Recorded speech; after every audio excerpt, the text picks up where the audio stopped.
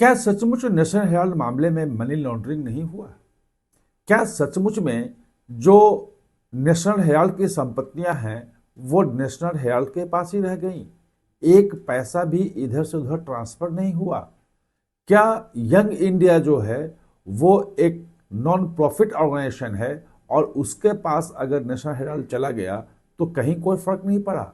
यानी कि money laundering नाम की कोई चीज ही नहीं, जब पैसे ट्रांसफर ही नहीं हुए तो मनी लॉन्ड्रिंग कैसा? ये तर्क अभिषेक मनु सिंह भी दे रहे थे और बहुत जोरदार तरीके से, जैसे कोर्ट में रखते हैं वो बात, वैसे वो प्रेस कॉन्फ्रेंस में यानी कि जनता के सामने वो बात रख रहे थे। लेकिन क्या ये सच्चाई है? क्या सचमुच ईडी और सीबीआई ने सामूहिक रूप से, जैसा उन्होंने दावा किया, ये कह दिया था कि इसमें कोई भी केस जो है नेशनल हेराल्ड में नहीं बनता है और इसलिए एफआईआर दर्ज करने से मना की थी?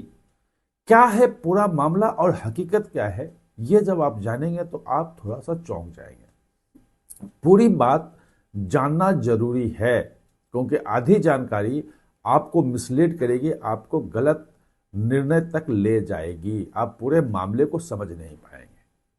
तो दरअसल हम डिकोड करते हैं इसको कि जैसा अभिषेक मनु सिंह भी दावा कर रहे थे कि इस मामले में कोई पैसे का ट्रांसफर, जमीन का ट्रांसफर, संपत्ति का ट्रांसफर हुआ ही नहीं। यानी कि नेशनल हेराल्ड की संपत्ति जो है वो नेशनल हेराल्ड के पास ही है।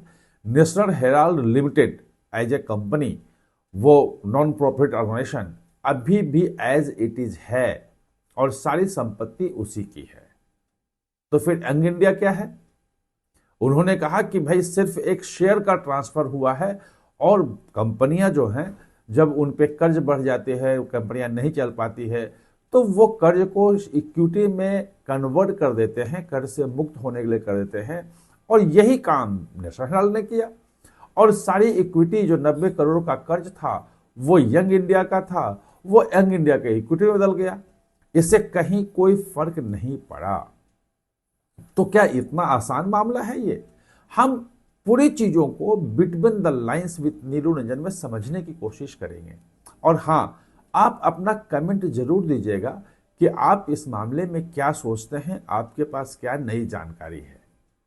तो दरअसल सबसे पहले कि अभिषेक मनु सिंघवी ने जो कहा कि यंग इंडिया में जो शेयर ट्रांसफर हुआ है पूरा 100% लगभग, और मालिकाना हक यंग इंडिया के पास आ गया है, इससे कहीं कोई फर्क नहीं पड़ता। ये सिर्फ एक कारपोरेट का अंदरूनी जो है वो मामला है, शेयर ट्रांसफर करने का, जो कर्ज है उसकी रीस्ट्रक्चरिंग करने का, और इसमें मनी लॉन्ड्रिंग हुआ कहां?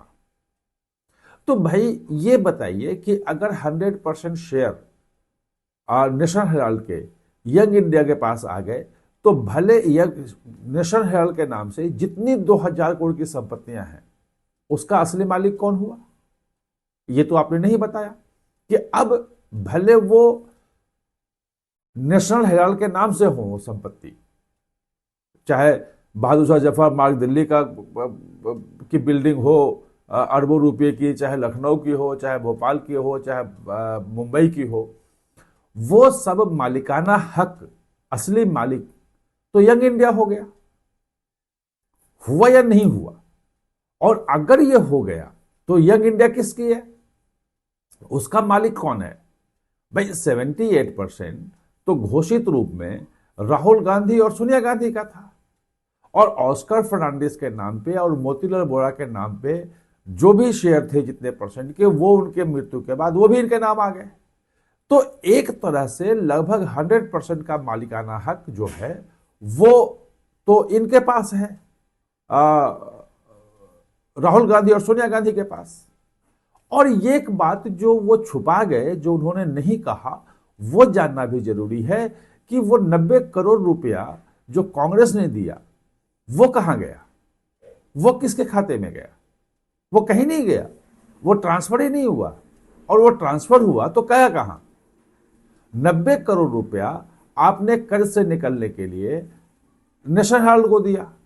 चलिए वो बात समझ में आती है कि नेशनल हेराल्ड को दे दिया, लेकिन बाद में वो 90 करोड़ रुपया जो है वो 50 लाख रुपए में 90 करोड़ का कर्ज जो है वो यंग इंडिया ने खरीद लिया कि भाई हमें 90 करोड़ हम लौटाएंगे और 50 लाख उसने जमा किए कि भाई 50 लाख दे करके। अब है क्या कि 90 करोड़ रुपया जो यंग इंडिया को लौटाना था कांग्रेस को, वो माफ क्यों कर दिया? वो पैसे कहां गए? पैसे ट्रांसफर हुए, 90 करोड़ रुपए ट्रांसफर हुए और पूरे 2000 करोड़ की प्रॉपर्टी जो है वो चली आई वहां पे।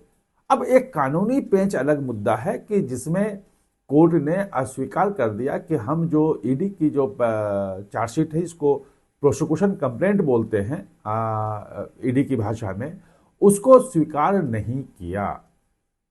अब बात यह है कि भले उन्होंने स्वीकार नहीं किया, ये बात भी मानते हैं, बिल्कुल सही है, लेकिन क्या अगर केस नहीं होगा तो मनी लॉन्ड्रिंग के चार्जेस खत्म हो गए? उसका कोई मतलब नहीं रह गया? रहता तो है। और हुआ क्या था दरअसल ईडी में, भाई सीबीआई ने तो मना किया था क्योंकि कोई कंप्लेंट करने वाला नहीं था, और जो सुब्रमण्यम स्वामी की कंप्लेंट थी, और सचमुच में सीबीआई ने यह फैसला लिया कि इस पे हम एफआईआर नहीं करेंगे। कंप्लेंट गई थी दिल्ली पुलिस को भी, उस वक्त गई थी, उस वक्त नहीं किया था क्योंकि जो तथ्य वो दे रहे थे उनको उस वक्त फैसला हुआ। ईडी में तो सिर्फ एक हिमांशु लाल आईपीएस थे, वहां पे ज्वाइंट डायरेक्टर थे, उन्होंने फाइल पे लिख दिया कि मनी लॉन्ड्रिंग का केस नहीं बनता है। और मुझे पता है क्योंकि मैं उस वक्त, अभी भी कवर करता हूं, उस वक्त भी ईडी ज्यादा था, तो हंगामा मच गया था, उनको ईडी से बाहर का रास्ता दिखाया गया था। और बाद में ईडी ने अपने लेवल पे फैसला नहीं लिया, उसमें एएसजी की, एजी की, सबके मतलब पूरा का पूरा वकीलों का जो है, टॉप लॉयर्स जो हैं और सरकार के जो हैं, उनका ओपिनियन है, और ओपिनियन क्लियर है उसमें। एफआईआर की बात बिल्कुल सही है, जैसा कोर्ट ने कहा है कि प्रेडिकेट ऑफेंस होना चाहिए। लेकिन एफआईआर क्या होता है? पुलिस एफआईआर करती है तो क्या उसके फाइल में दबी रहती है? जिस दिन एफआईआर होती है उस दिन एफआईआर की कॉपी कोर्ट में चली जाती है, ट्रायल कोर्ट में, और उस एफआईआर को बंद करने की इजाजत पुलिस को नहीं है। पुलिस जांच के बाद फाइनल रिपोर्ट लगाती है, अगर कुछ लोगों के खिलाफ चार्जेस सही पाए गए तो उसको चार्जशीट कहते हैं, और नहीं तो फिर क्लोजर रिपोर्ट कहते हैं। लेकिन वो चार्जशीट सही है या क्लोजर रिपोर्ट सही है, ये मानने ना मानने का अधिकार अदालत का है। अदालत कई बार जो है वो क्लोजर रिपोर्ट को मना करता है कि नहीं हम मानेंगे, इसको फिर से जांच करो। या कई बार जो होता है वो चार्जशीट को कहता है कि ये गलत है, इसमें और जांच की जरूरत है। यानी कि अगर कोर्ट संज्ञान लेता है जब चार्जशीट पे या एफआईआर पे, तभी तो होता है, केस बनता है, नहीं तो केस ही नहीं है। और इस मामले में भले वो प्राइवेट कंप्लेंट हो, और कोर्ट का एक अपनी राय है कि प्राइवेट कंप्लेंट पे नहीं हो सकती है मनी लॉन्ड्रिंग का केस, लेकिन जब कॉग्निजेंस ले लिया, इसका मतलब कि ऑफेंस जो है मान लिया कि अपराध हुआ है और इन धाराओं के तहत अपराध हुआ है। तो जब अपराध हो गया है तो मनी लॉन्ड्रिंग का केस क्यों नहीं हो सकता? और जो लोअर कोर्ट का, रॉ रेवेन्यू कोर्ट का फैसला है, वो अंतिम फैसला तो है नहीं भाई, उसको तो हाई कोर्ट में चैलेंज होगा। हाई कोर्ट उस फैसले को बदल सकता है और कह सकता है कि नहीं, प्राइवेट पर्सन ने भी अगर कोई कंप्लेंट की है और मनी लॉन्ड्रिंग लगता है कोर्ट में कॉग्निजेंस ले लिया है, तो उस पर मनी लॉन्ड्रिंग केस हो सकता है। और हाई कोर्ट भी तो सुप्रीम कोर्ट हो सकता है। सुप्रीम कोर्ट ने तो अभी तक इस मामले में नहीं दिया है कोई फैसला।